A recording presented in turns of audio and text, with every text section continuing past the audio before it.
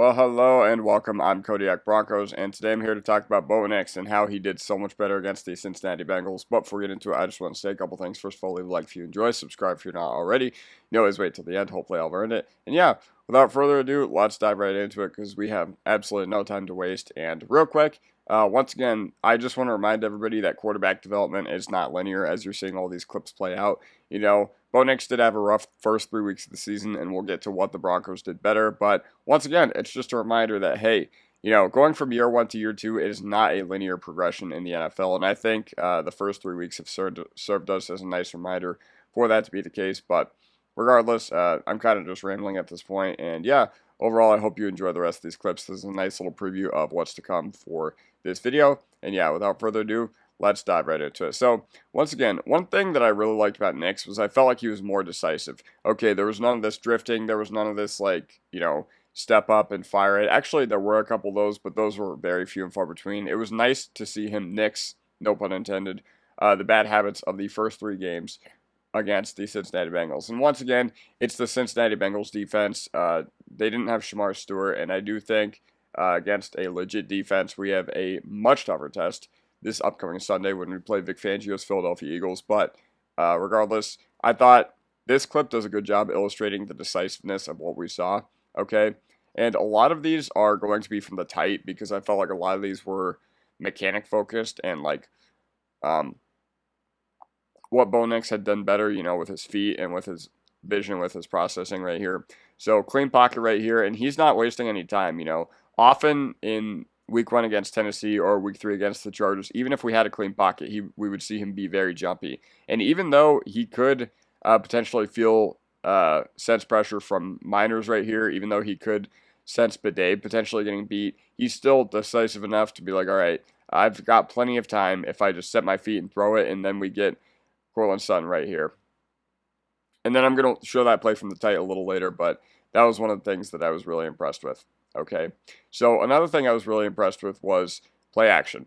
All right, one thing we did a really good job of was running the football, and in turn, teams actually had to respect our play action game. I felt like last year teams did not have to respect our play action game, to the extent that we would have liked because we couldn't really run the football last year. And now with Dobbins and Harvey absolutely cooking on the ground on Monday night, it made everything so much easier. And one thing I really liked that we were able to do is that on designed run plays, when everybody in the building knew we were going to run the football, we still could run the football. And that was absolutely fantastic. Like whenever we brought Alex Palczewski in, number 63 reporting eligible, I remember everybody cheering for that Week 1 when I was at the stadium. Sounds like they cheered again Week 4. Yeah, that was a big thing. That was a big thing for me to, take note of. But regardless, once again, when you got all these play action plays, a lot of people, Cincinnati was very concerned about stopping the bootleg, and it just opened the door to a lot of pure drop back play action stuff from Sean Payton and Bo Nix. And once again, this is just great.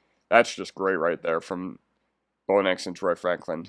Even though he had Troutman working underneath, and, I think the Bo Nix of the first 3 weeks probably goes to Troutman right there, but I love the Stones to take the shot down the field, and Franklin was wide open, so great design and great work by Bo Nix as well. This one, we've got Hendrickson in his face, but watch the dime in the end zone to Cortland Sutton.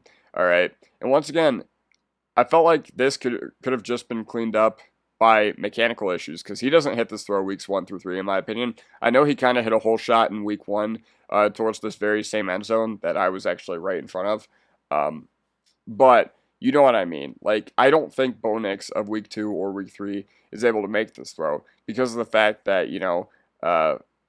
it's a really tight window throw. We also have 5 guys running vertical outs right here. And Garrett Bowles is kind of getting bull rushed by Hendrickson, but does an amazing job of recentering himself. And Bo Nix is just able to step, fire.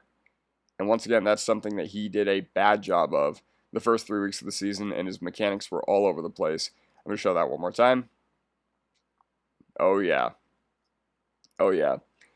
This one's just a good job of taking what the defense gave them because, we've got a blitzer right here. And once again, blitzers are kind of the catalyst for leaving running backs open out of the backfield. Now, I know Harvey goes nowhere near the guy who is, actually blitzing right here. Like, number 27, you'll see the nickel blitzing right there. But Dobbins does a great job picking it up, recognizing it.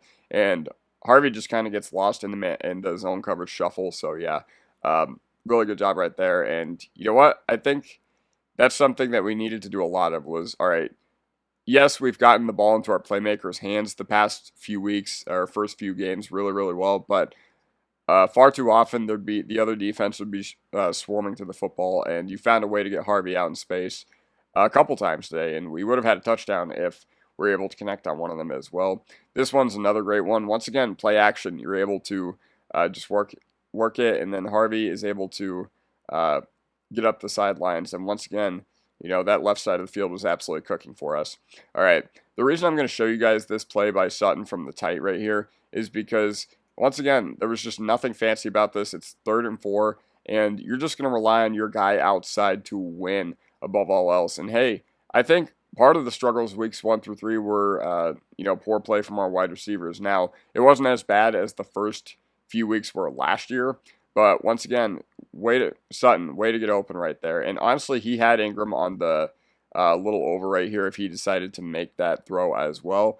But either way, you know what? I have no problem with going to your go-to guy in this situation. Even if it fell incomplete, I would have had no problem with going to Sutton in this situation.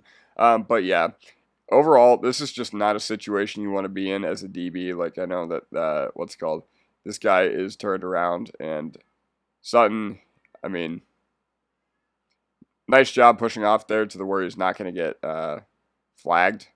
And he turned this corner right here on the Bengals into a defensive lineman. Like, look at the situation he's in. Then he turned back the clock to 2019 and got some nice yak after the play, which is why I wanted to show you guys that from the tight, because he had 2 guys open here.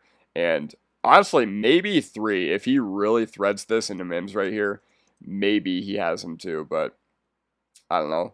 Either way, I just want to show you that this was a great design and great execution from the Broncos offense, which execution is something that we were really struggling with. And execution is something that we just did not have the first few weeks of this regular season. We've got another nice little bootleg rollout to Adam Troutman right here. And once again, the Bengals were so concerned about stopping the bootleg. And oftentimes they did get pressure on Bo Nix, but Bo Nix was able to hang in there. Bo Nix was able to hang in there and make those tight window throws, on the run throws. And once again, we know Bo Nix likes to scramble to his right. I think a lot of teams have taken note of that this upcoming offseason. But yeah, watch this again. You've got Osai bearing down on him, and this one should have been a completion, probably. Franklin and Nix just off the mark. But, that's another thing that we had missed on as an offense in general.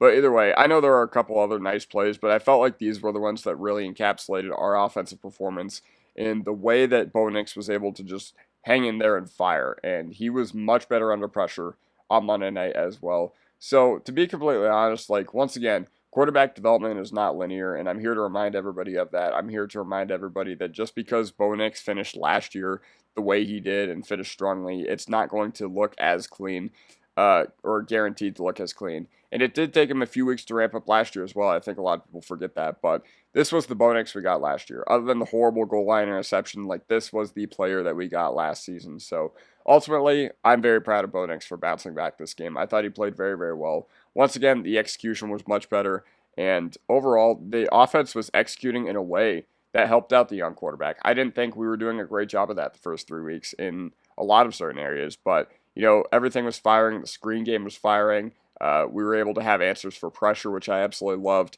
And yeah, overall, that's how I'm feeling about Bo Nix. Okay, that's how I'm feeling about how he played. And even though we still missed on some shots, like we missed on that one to Franklin I just showed, we missed on that one to Harvey, we missed on the other deep ball to Franklin, it'll get there. And I have no shortage of doubt that it'll get there when the timing's right. So that does it for me. Let me know what you guys think in the comment section down below, and I'll see you guys next time. Mile I salute.